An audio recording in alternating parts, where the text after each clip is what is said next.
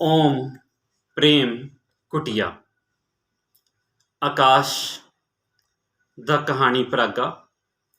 इस कहानी परागे नूं किताब त्रिंजन लाहौर वालों छाया किया गया है। इस कहानी परागे दे 176 सफ़े ने ते इहदे विच कुल कहानियां 22 ने। आकाश होरां ने पंजाबी कहानीकारी दे विच लंबे चिर तो कहानी लिखना शुरू की हुई है। उन्हां दियां कहानियां पंजाब ते पंजाब दे वासियां दुआले घूमदियां ने। पंजाब ने जिहड़े दुख झले, जिहड़ी खूनी वंड वेखी, जिहड़े हालात उहदे समाज विच वापरे ते उस दे वसेब विच किवें तब्दीली आ गई, ये सारे रंग सानू आकाश होरां दियां कहानियां दे विच नज़र आंदियां। आकाश होरां ने विश्वास नां दा एक कहानी परागा उर्दू दे विच भी लिखिया होया है ते कहानी राही वो अपने वसेब नाल जुड़ियां गल्लां नूं इन्ना सोहना बयान करते ने कि अली अनवर अहमद होरां ने जदों उन्हां दी कहानी तंदूर पढ़ी तां वो भी यह कहणों रुक ना सके। वो कहंदे ने, तंदूर कहानी पढ़ी, यह तुसां किंज लिखी? एक कमाल कहानी है ते लगदा है किसे 100 साल दे बाबे लिखी है। जुजियात निगारी सिखरां ते अपड़ी खलोती है।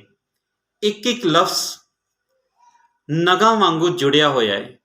तुहाडी बोली बहुत रिच है, क्या मंजर कशी है, क्या ठुकवें मकाले हन, क्या सोहनी जुबान ते क्या रोज़मर्रा दा जिहड़ा इस्तेमाल है, जचिया तुलिया जिहड़ा इस्तेमाल है उन्होंने।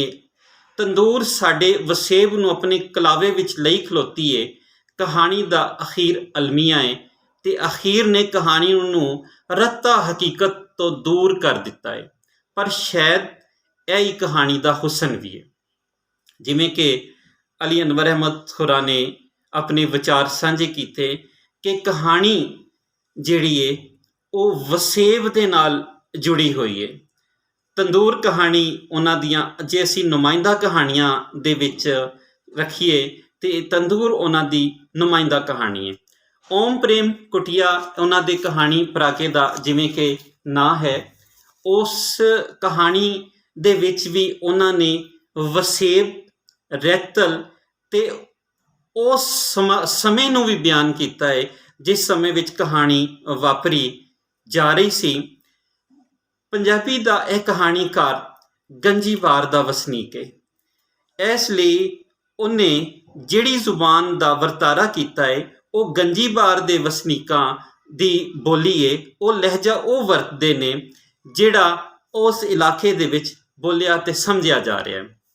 गंजीबार दे वसनीक, गंजीबार दा वसेब ते गंजीबार दा वसेब अज तो 50 वरे की सी ते हुण की है, वो हवाले उस हवाले नाल आकाश होरां दियां यह कहानियां पढ़न वाले नूं जज्बाती कर दिंदियां ने। पर जे असीं तनकीदी निगाह नाल वेखीए ते आकाश होरी जुबान दे शुद्ध होण नूं ते जुबान दी करड़ता नूं वो इन्ना गौह नाल बयान करते ने कि जुबान दानी सिखाना शुरू कर देंदे ने या जुबान दे उत्ते इन्ना जोर देंदे ने कि कहानी जिहड़ी है वो किधरे थोड़ी जी मध्यम हो जाती है। यह कहानी वो जुबान के हवाले नाल थोड़े कटर अपने इलाके दे वो लफ्ज़ वरतना चाहते ने जिहड़े 50 साल या 65 साल पहले जिहड़े वो वरते जा रहे ने। पर किधरे किधरे वो अजोके समय विच मिसफिट हो जाते हैं जिहड़े क्योंकि अजकल वो वरतारे विच नहीं ने। जदों कहानीकार जुबान नूं समझावन लग पैंदा है कहानी दे विच ते फिर वो कहानी समझाने के हवाले नाल किधरे थोड़ा जिहा वो कुराए पै जाता है। इसलिए कहानीकार नूं चाहिदा है जुबान ते बयान के हवाले नाल वो सहल पसंदी भी नाल रखे ते नाल नाल उस समय नूं भी रखे जिस समय विच कहानी पढ़ी जा रही है। क्योंकि कहानी अज दा कारी पढ़ रहा है, अज दे कारी नूं समझाण दी उस तक तिकर जिहड़ी अगर गल नहीं उपड़दी तो फिर कहानीकार नूं थोड़ा जिहा अंदाज जिहड़ा है वो वखरा करना पैंदा है।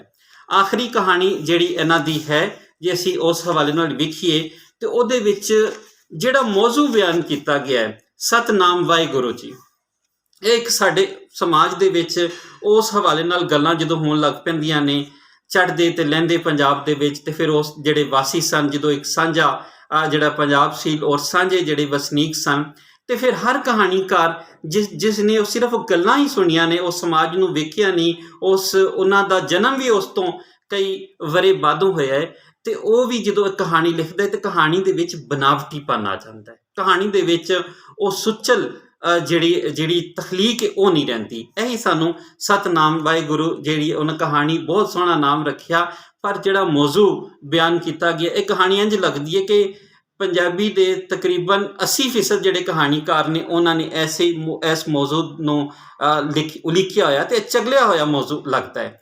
ਥੋੜ੍ਹਾ ਜਿਹਾ ਇਸ ਹਵਾਲੇ ਨਾਲ ਵੀ ਸਾਨੂੰ ਵੇਖਣਾ ਪਏਗਾ ਕਿ ਪੰਜਾਬੀ ਕਹਾਣੀ ਦੇ ਵਿੱਚ ਜਿੱਥੇ ਅਸੀਂ ਤਖਲੀਕੀ ਲਿਹਾਜ਼ ਨਾਲ ਨਵੇਂ ਤਜਰਬੇ ਕਰਦੇ ਪਏ ਹਾਂ, ਉੱਥੇ ਅੱਜ ਦੀ ਗੱਲ, ਨਵੇਕਲੀ ਗੱਲ, ਨਵੇਂ ਮੌਜੂ, ਨਵਾਂ ਸਮਾਜ, ਅੱਜ ਦਾ ਸਮਾਜ, ਅੱਜ ਦੀ ਜ਼ੁਬਾਨ, ਅੱਜ ਦਾ ਹਵਾਲਾ, ਅੱਜ ਦੀ ਜਿਹੜੀ ਕਹਾਣੀ ਹੈ ਉਹ ਸਾਨੂੰ ਸਾਹਮਣੇ ਲਿਆਉਣੀ ਪਏਗੀ, ਤਾਂ ਜੋ ਪੜ੍ਹਨਹਾਰ ਜਿਹੜਾ ਹੈ ਉਹ ਪੰਜਾਬੀ ਕਹਾਣੀ ਦੇ ਵੱਲ ਨਾਲ ਜੁੜੇ ਤੇ ਪੰਜਾਬੀ ਕਹਾਣੀ ਉਹ ਪੜ੍ਹਨਾ ਸ਼ੁਰੂ ਕਰੇ। ਇਹ ਇਸ ਕਹਾਣੀਕਾਰ ਨੇ ਕਹਾਣੀ ਦੀ ਕਿਤਾਬ ਜਿਹੜੀ ਓਮ ਪ੍ਰੇਮ ਕੁਟੀਆ ਬਾਬਾ ਗੁਰੂ ਨਾਨਕ ਦੇਵ ਜੀ ਦੇ ਨਾਂ ਕੀਤੀ ਹੈ, ਜਿਨ੍ਹਾਂ ਮੈਨੂੰ ਪੰਜਾਬੀ ਲਿਖਣ ਦੀ ਪ੍ਰੇਰਨਾ ਦਿੱਤੀ। ਇਹ ਉਹਨਾਂ ਦਾ ਇੰਤਸਾਬ ਹੈ।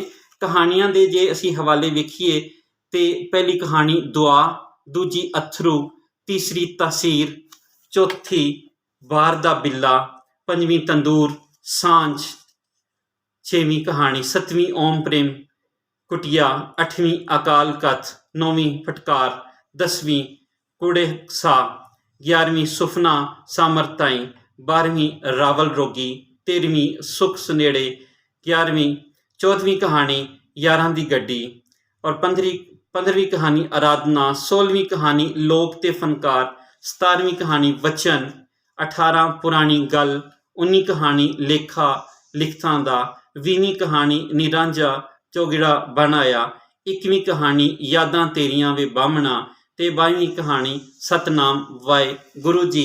ਇਸ ਕਹਾਣੀ ਪਰਾਗੇ ਨੂੰ ਜੇ ਹਾਸਿਲ ਕਰਨਾ ਹੋਏ ਤੇ ਕਿਤਾਬ ਤ੍ਰਿੰਜਨ ਲਾਹੌਰ ਤੋਂ ਇਹ ਕਿਤਾਬ ਮਿਲ ਸਕਦੀ ਹੈ। ਆਸ ਕਰਨੇ ਆ ਕਿ ਪੰਜਾਬੀ ਕਹਾਣੀਕਾਰ ਆਕਾਸ਼ ਹੋਰੀ ਇਸੇ ਤਰ੍ਹਾਂ ਪੰਜਾਬੀ ਕਹਾਣੀ ਲਿਖਦੇ ਰਹਿਣਗੇ। ਇਸ ਕਿਤਾਬ ਦਾ ਮੁੱਲ ਜਿਹੜਾ ਹੈ ਉਹ 500 ਰੁਪਏ ਹੈ ਤੇ ਕੁੱਲ ਸਫ਼ੇ ਜਿਵੇਂ ਤੁਹਾਨੂੰ ਦੱਸ ਚੁੱਕੇ ਹਾਂ ਕਿ 176 ਤੇ ਇਹਦੇ ਵਿੱਚ ਕੁੱਲ 22 ਕਹਾਣੀਆਂ ਨੇ। ਓਮ ਪ੍ਰੇਮ ਕੁਟੀਆ ਆਕਾਸ਼ ਹੋਰਾਂ ਦਾ ਕਹਾਣੀ ਪਰਾਗਾ।